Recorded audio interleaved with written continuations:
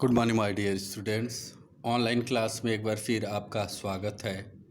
पिछले वीडियो में आप लोगों ने विलोम शब्द तथा मुहावरे नामक पाठ पुनरावृत्ति किया था। आज आप लोग श्रुति सम भिन्नार्थक शब्द पुनरावृत्ति करेंगे। श्रुति सम अर्थात जो शब्द सुनने में समान लगता है, लगभग समान लगता है, लेकिन उसके अर्थ में कुछ भिन्नता होती है, वह श्रुति सम भिन्नार्थक शब्द कहलाता है। जो सुनने में तो लगभग समान लगेगा, लेकिन अर्थ में क्या होगा, बहुत भिन्नता होती है। जैसे एक उदाहरण देखिए कि एक शब्द है आपका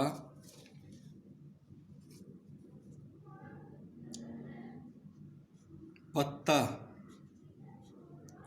तो पत्ता का अर्थ होता है आम का पत्ता, कोई भी पत्ता। और वहीं एक शब्द है पता। तो दोनों देखने में लगभग समान है, लेकिन दोनों के अर्थ में भिन्नता है। दोनों शब्द जो है सुनने में लगभग समान लग रहे हैं, लेकिन उनके अर्थ में भिन्नता है। जैसे हम कहते हैं कि कूल, तो कूल का अर्थ होता है किनारा। फिर वहीं एक शब्द हो जाएगा कुल, कुल का अर्थ होता है वंश। तो यहाँ पर आपको 1 से 8 तक पढ़ना है। उत्तर ऊंचे स्थान से नीचे, ऊंचे स्थान से नीचे आना, वह सीढ़ियों से उतर रहा है।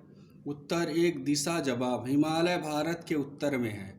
मेरे प्रश्न का उत्तर कौन देगा। पता किसी के रहने का स्थान, वह अपने घर का पता मुझे लिखवा दो। पत्ता किसी पेड़ पौधे का पत्ता, पेड़ से पत्ता गिरा। पूछ पूछना, राहुल तुम्हारे बारे में पूछ रहा था। पूछ किसी पशु पक्षी की दुम, कुत्ता पूछ हिला रहा था। बाग बगीचा उपवन, कल बाग में टहलने जाएंगे। बाघ एक पशु, बाघ मांसाहारी जानवर है।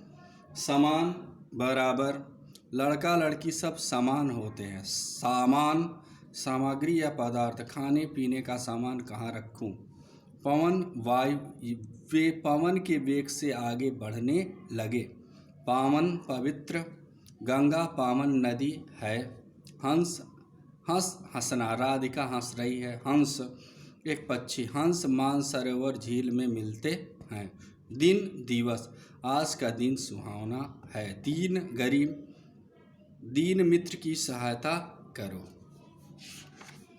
इस प्रकार से आपको 1 से 8 तक पढ़ना है और इसकी परिभाषा। अब आइए हम आगे बढ़ते हैं। अनेक शब्दों के लिए एक शब्द।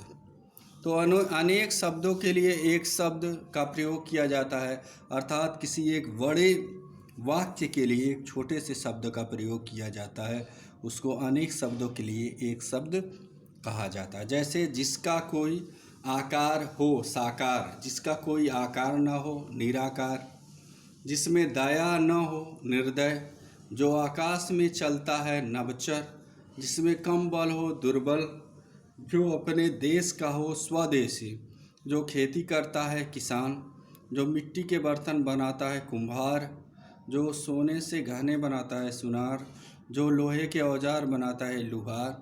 प्रत्येक दिन प्रतिदिन, जो प्रतिदिन होता है दैनिक।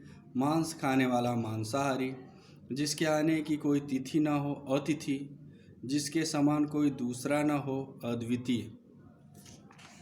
अब इससे आगे हम पुनरावृत्ति में बढ़ेंगे। तो सूचना लेखन में क्या होता है कि हम कोई भी सूचना देते हैं। जैसे एक उदाहरण देखिए, मैं बोला था पेज नंबर 95 पर करने के लिए।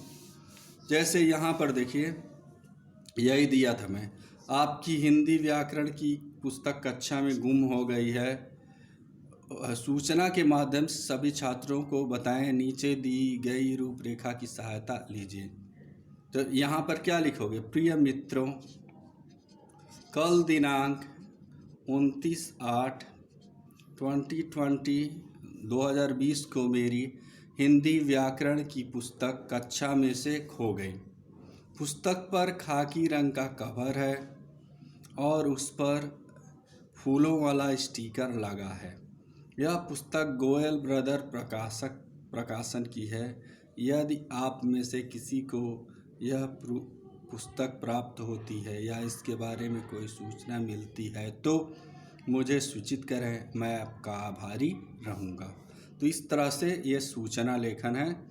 इसको यही मैं दिया था करने के लिए, काफ़ी बच्चों को डाउट था, तो ये बहुत ही आसान है, इसको आप लोग कर सकते हैं पढ़ करके।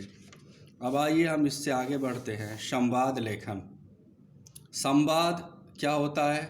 दो या अधिक लोगों के आपस में बातचीत करना संवाद कहलाता है। इसको डायलॉग्स कहते हैं। दो या अधिक लोगों का आपस में बातचीत करना संवाद कहलाता है। समाज में विभिन्न प्रकार के लोगों से अलग अलग ढंग से संवाद किए जाते हैं। इन संवादों को उसी के अनुसार लिखना ही संवाद लेखन कहलाता है। अब यही आपको करने के लिए मैं दिया था श्रेया और हरीश का। इसको आप लोग करिए और पढ़ लीजिए।